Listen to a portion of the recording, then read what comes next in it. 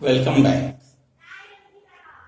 Today I am going to start the first chapter of history, class 6. Class 6. Class 6 history.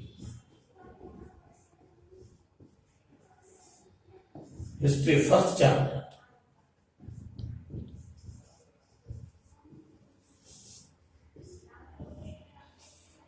First chapter of history is Introduction to History.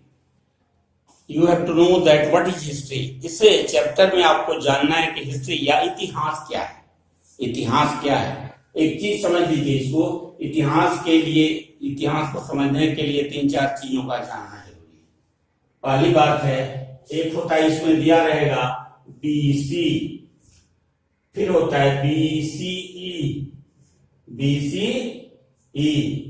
उसके बाद रहेगा आपको CE, उसके बाद रहेगा AD. इन चारों चीजों को समझना आपका जरूरी है, तभी ये इतिहास या हिस्ट्री जो करते हैं आप वो समझ में आएगा. इसको कहा जाता है बिफोर, BEFORE, बिफोर क्राइस्ट भी लिखा जाता है और बिफोर कॉमन भी लिखा जाता है. दोनों देखा गया है. बिफोर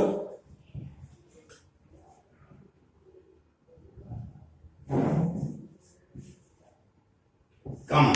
उसके बाद BCE, इसका होता है बिफोर कॉमन ईरा, इसको कहा जाता है बिफोर कॉमन ईरा. और CE को कहा जाता है आपको कॉमन ईरा.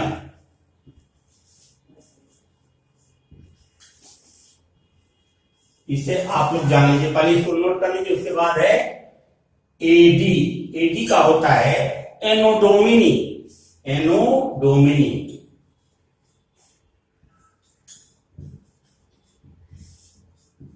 इसको कहा जाता है एनोडोमिनी. AD को कहा जाता है एनोडोमिनी. ठीक है. अब हिस्ट्री को समझने के लिए 1-2 चीज का और ध्यान देना है. जैसे when, who, how, why, इन चीजों से आप इसको क्लियर कीजिएगा. जैसे आप एक चीज बता देते हैं. हिस्ट्री जो भी चीजें बीत जाती हैं, आज जो बीत रही मैं आपको पढ़ा रहा हूं, कल ये इतिहास हो जाता है. इसी को कहा जाता है बीते हुए चीजों को, जो पास्ट कर गया, जो बीत गया, उसी को हम लोग हिस्ट्री कहते हैं या उसे इतिहास कहते हैं. तो आज की बातें जो कल लिखी जाती हैं या देखी जाती हैं, उसको हिस्ट्री कहा जाता है या इतिहास कहा जाता है. तो वेन मतलब कब ये हुआ. जैसे our India became free in 1947, 15 अगस्त 1947. तो आपको क्या आंसर मिला? 1947, 15 अगस्त 1947. वेन जानना जरूरी है. उसके बाद हु में कौन में कई जगह आता है. अब जैसे who was the leader of our Indian Congress. कौन थे इसके लीडर? तो इसके लीडर बहुत हुए हैं, अलग अलग समय में अलग हुए हैं, अलग अलग लोग हुए हैं इसके लीडर. या जैसे हु के बारे में आप देखिए, who was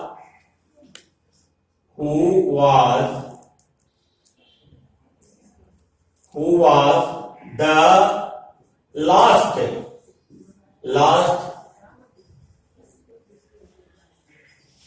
emperor of Mughal.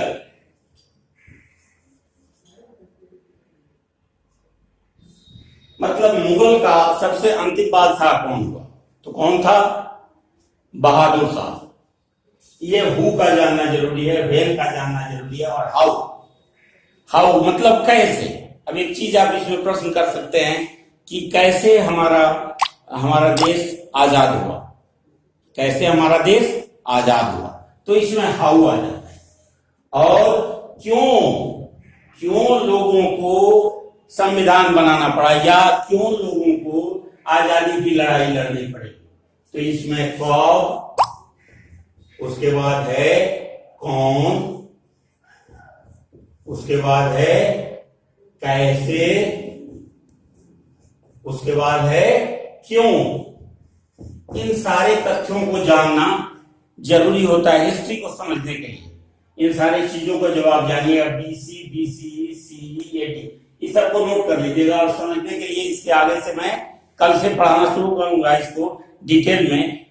ये 3 तरह से देखा जाता है। एक होता है एंशिएंट हिस्ट्री, और दूसरा होता है मॉडर्न हिस्ट्री, और तीसरा एक और है जिसको कहा जाता है प्री हिस्ट्री।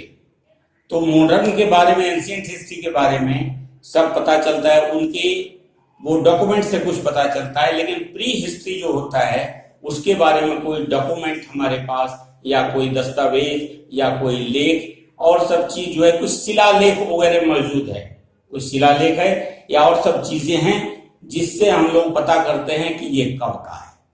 उसका टेस्ट करके बताया जाता है कि ये कब का है, तब उसके समय का पता चलता है। नहीं तो मॉडर्न हिस्ट्री जिसको कहा जाता है आपको आधुनिक इतिहास, और उसके बाद होता है एंशिएंट हिस्ट्री। एंशिएंट हिस्ट्री में भी आगे जब आप पढ़िएगा तो ये इसके भी 2 भाग हो जाते हैं। लेकिन एंशिएंट हिस्ट्री को कहा जाता है प्राचीन इतिहास। और प्री हिस्ट्री का हिंदी होता है प्रागैतिहासिक, मतलब इतिहास से पहले की बातें, जो इतिहास की रचना हुई थी उससे पहले की बातें, उसको कहा जाता है प्री हिस्ट्री। तो ये 3 तरह से आप देखिएगा, और इसके बारे में आपको कल समझाऊंगा किस तरह से बीसी, सीई, एडी को कैसे हम लोग देखते हैं और किस तरह से होता है। Now this is the end of today class. Next day I shall start again same chapter, rest paragraphs and pages of this chapter.